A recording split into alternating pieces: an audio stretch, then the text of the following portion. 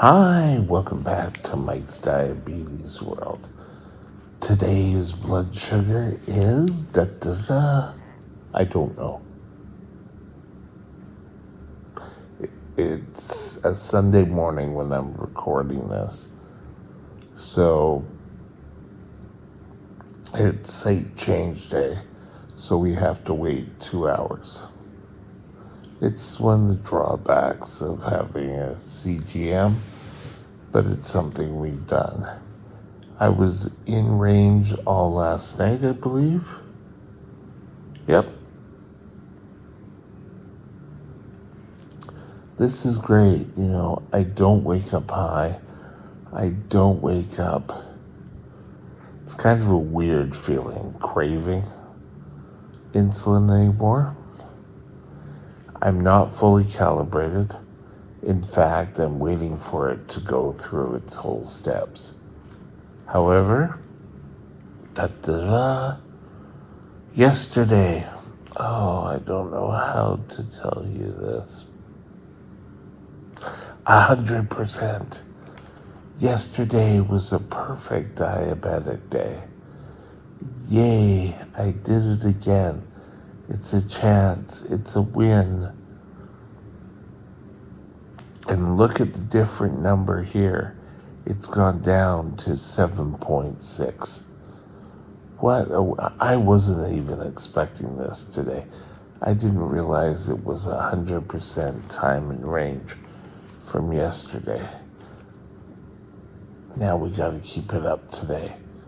But if we don't, I'm not a failure, and you shouldn't be either.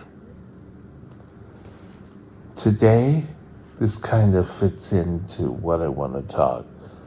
We want to talk about how to work your self-correction plan.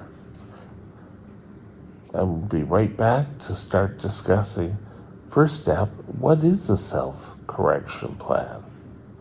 We'll be right back.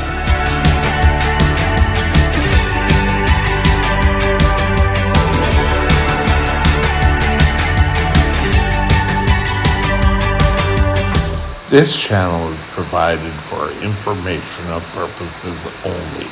Contact your physician for any diagnostic or treatment plan. A self-correction plan is a plan you and your doctor have set up on how much insulin you need to give to correct and when you should correct. We have a normal range here. We have anything below 3.9, above 10, anything in between those two numbers is the range we want to sit at. Our bodies work the best. I feel the best. You probably will feel the best too. Unless you're starting to take control of your diabetes after a while and you've been having higher blood sugars, chances are that's not going to feel good for the first bit. But once you get it back into line, then everything works together. A self-correction plan. What sort of things should be on this self-correction plan? First of all, you should know what ranges your doctor would like you to be at. Great. He would like you under 10 and higher than 3.9. Is pretty average. My doctor would like maybe 5 to 10. If you're pregnant and diabetic, it could be even a little tighter. But whatever it is, that's the goal you're going to set at. The pump I have different ranges that you can aim for. Mine is the highest because We don't want me to crash.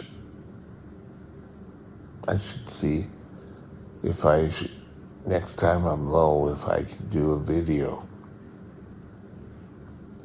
But that's the first thing. You want to know where your doctor wants you to be. Next, you have to be working with a CGM. A CGM allows you to see what your blood sugar is and how to accommodate it. You can do tight control by using needles or pens. They can work for you as well. It's just easier. I've done the needles bit before, and it was fine. If you did a blood sugar, your blood sugar was up out of range, you took the extra insulin to bring you down. That's all it is. This allowed me to work and be a little bit more aggressive with my blood sugars. The danger with a self-correction plan is that you can stack insulin. And we've talked about stacking insulin before. That's where you give multiple injections of insulin to try to lower blood sugar. And all you end up doing is having times where you have so much extra insulin in you, your blood sugar just ends up dropping and drop quick. There are diabetics out there who say, oh, yeah, they're just, yeah, you don't have to worry about it. You do have to worry about it. You want to make sure your blood sugars are taken care of. So, every time you have a higher blood sugar or a lower blood sugar, your doctor could put in. So find out what your doctor wants when you go high. At what levels should you start? And remember, just because your best friend who's a diabetic has said it, they don't start worrying at 12, doesn't mean you shouldn't start worrying at 12. In fact, it could be a completely different number. We're all individuals. And this is one of the reasons I really hate being pegged. Oh no, you can't do that because you're a diabetic. Big deal. I'm a diabetic, you're a diabetic, or you know someone who's a diabetic. Doesn't mean we lose our individuality. So don't expect your plan to be exactly the same as someone else's.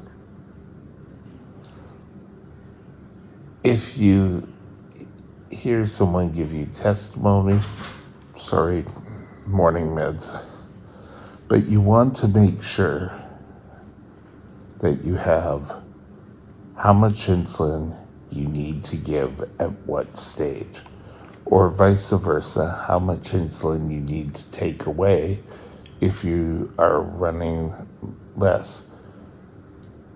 That's for shots. The pump here, or the 780G pump, does a lot of that for you. And you're able to utilize and do the best, and it's so much easier to control. Whether you have this, you have the Omnipod, or what is the other one, VIQ? I think that's what they call it. Tandem. It's tandem pump. You can get tighter control, and that's what you want. You if you start running high for days, it may include how to correct your basal rate. This pump here automatically corrects your basal rates for you. If you go into an emergency room or a hospital, they're going to say, and what basal rate are you at? And with this pump, you can't really tell them what your basal rate is because it modifies all the time. And they're probably going to tell you, oh, that doesn't sound safe for you. Oh, tell them they should contact Medtronic. The most basal rate you can get is, for me anyway, it's set at 1.20 units. It's not a hell of a lot. But previous models of Medtronic, I think Omnipod and Tandem, have fixed basal rates. So this time of day you get that time of day you get that. It's never more. Usually, I think the highest I've seen is people getting 3 units per hour. But with this, it learns about you. I can't say, the rhythm of choice. Let's just call it that. I can't say the word this morning. But that will allow the pump to modify and give you your basal rate. In here, I'll just go back here. It also offers correction. So the pump does an awful lot of the work for you. If you're on pens or the shots, it will work for you to have it written down. You should have it written down. For years, and it's got a lot smaller as I got to the pump now, but I had binders with everything I need to, the most up-to-date information that I could reference quickly. It had my blood sugars where I could record them. Now, the pump allows us to do this, which is awesome. We also work and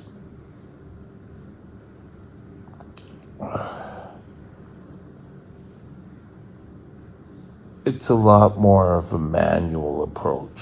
Let's just put it that way. It's a lot more you have to run and get blood sugars up and there is a freestyle.